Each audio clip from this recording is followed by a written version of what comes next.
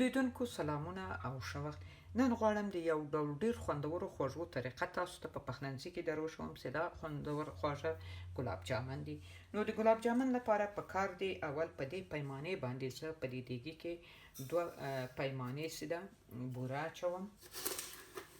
نو سر کې به اول دا شربت جوړ کو. دې 2 پیمانو په اندازه باندې 2 پیمانې هم اوبه، زه دا د هیلم پکې اچوم، یو قاشقه هم لیمو، د ډوډۍ خوړلو قاشقه، دا بس کفایت کوي. نو تر څو چې دا شربت جوړیږي زه به دې خواته اوس هغه د ګلاب جامن د بلې طریقې ته راسم. دوستانو اوس به دا د موادو ته راسو چې ورته پکار دي. 4 قاشقې د ورته غوړي پکار دي، د 2 3 او دای هم 4 قاشقې ورته غوړي پکار دي. او په دې چای خوړلو په قاشقې باندې چې تاسو وینئ په دې باندې هم 2 قاشقې ورته مایده وړه پکار دي، 2 قاشقې، او 1 قاشق هم د پولی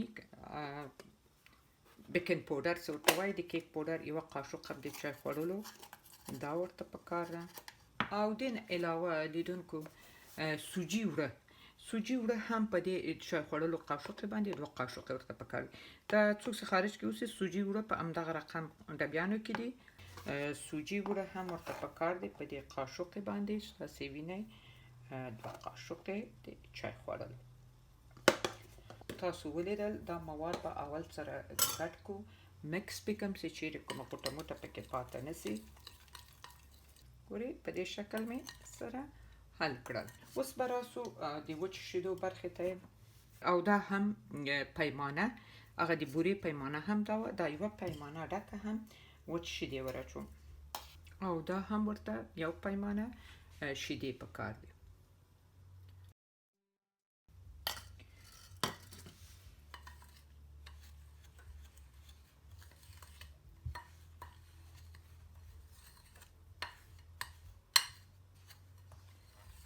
دا لیدونکو یو څه به په لاس هم داسې سره مکس کو، دا یو څه داسې چنګال کو دا مواد، او پس لیغنه بیا زه په دې قاشق باندې 8 قاشق سیده شیدې ورچوم.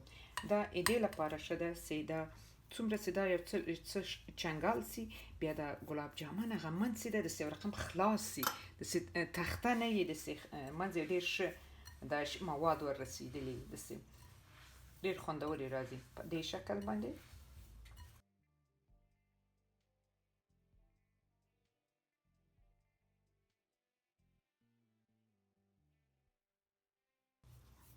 دا یې هم بس. اوس به شیدې ورته ورواچوم، او شیدې هم په دې قاشق باندې 8 قاشقې، 8 چمچې.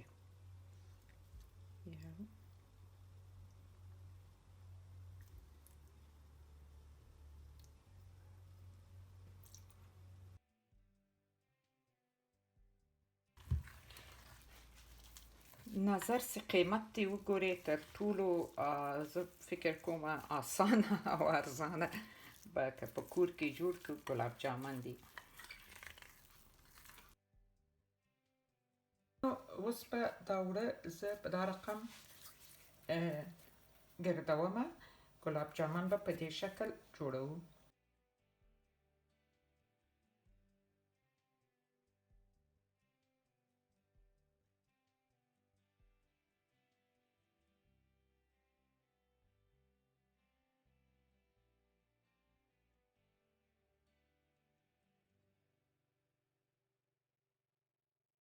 پاتې هم ښه په قیام رسېدلي دي، خو لږ لا نور هم پکې وایشي چې لږ سرټینګ شي.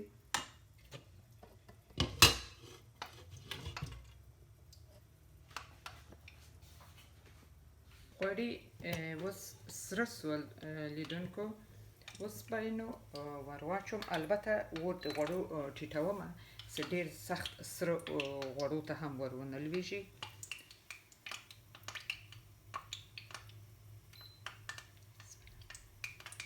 غوړي له اوس بیخي صحیح دي په دې شکل باندې.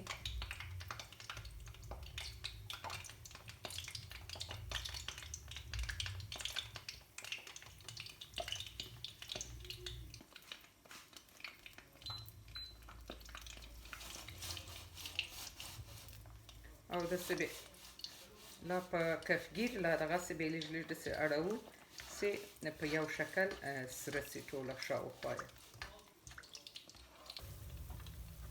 په ډېر جګ اور به هم نه ږدوئ دوستانو. اور یې لږ باید ملایم سي، غوړي اول لږ سره سي او داسې لږ څه سوکه سوکه یې زر زر واړوو.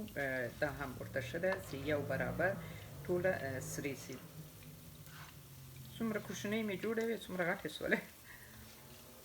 او داسې سرې سي په شربتو کې کم له کمه یو 2-3 ساعته که یې پرېږدوئ نو دا شربت ښه جذبوي او خوندور یې راځي.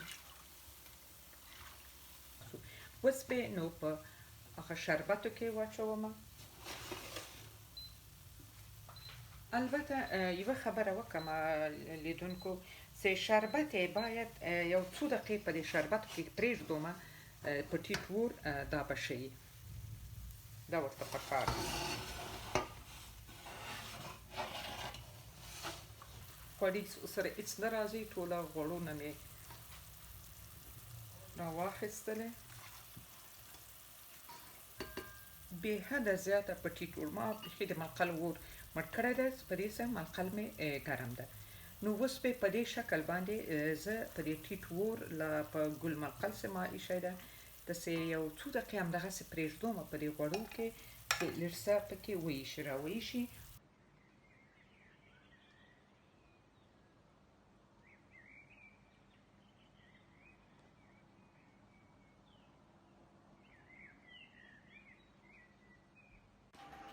دوستانو دا هم ګلاب جامن. نو دا طریقه چې ما جوړه کړه خدای دې کړي تاسو خوښ شوي. نو تر بلې ویډیو پورې تاسو نه اجازه غواړم سبسکرایب لایکونو په هیله. روغ جوړ او راتلونکی اختر مو نیکمرغه او مبارک.